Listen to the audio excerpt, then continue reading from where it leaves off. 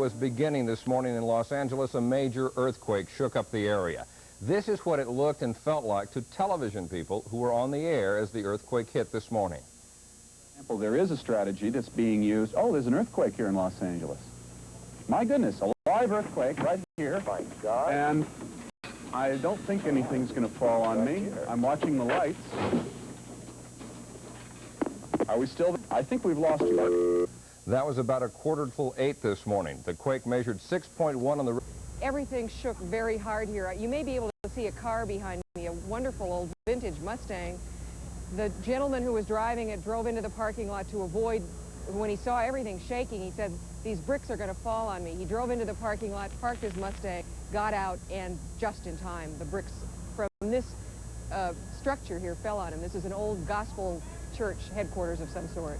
In any case, you're seeing a tremendous amount of damage. We don't know where it all is. There are pockets of it everywhere, and it'll be several days before anybody can give an estimate to the damage. Obviously, it will be in the millions, and they're just having to conduct a mop-up operation. We just saw some people here from the State Department of Health, and they were making an assessment. We'll try to give an interview to the folks at home later with them that we taped just a bit earlier. And they just are baffled themselves, but have come out here to have a look. As soon as the shaking subsided a little, we exited.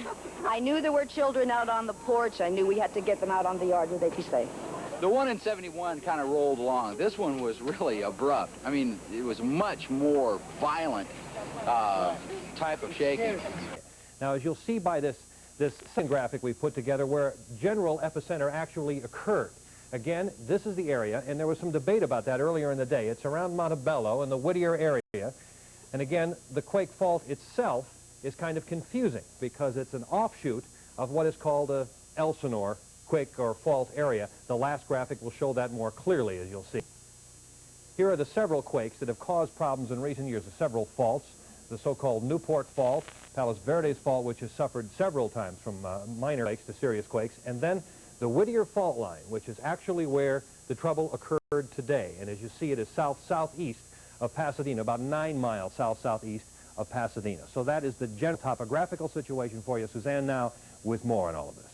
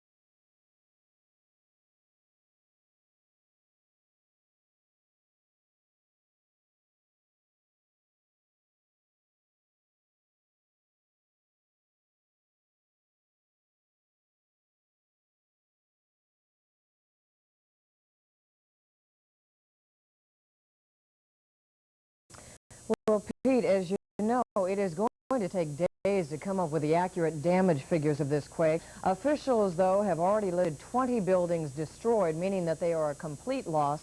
Many dozens more have been seriously damaged.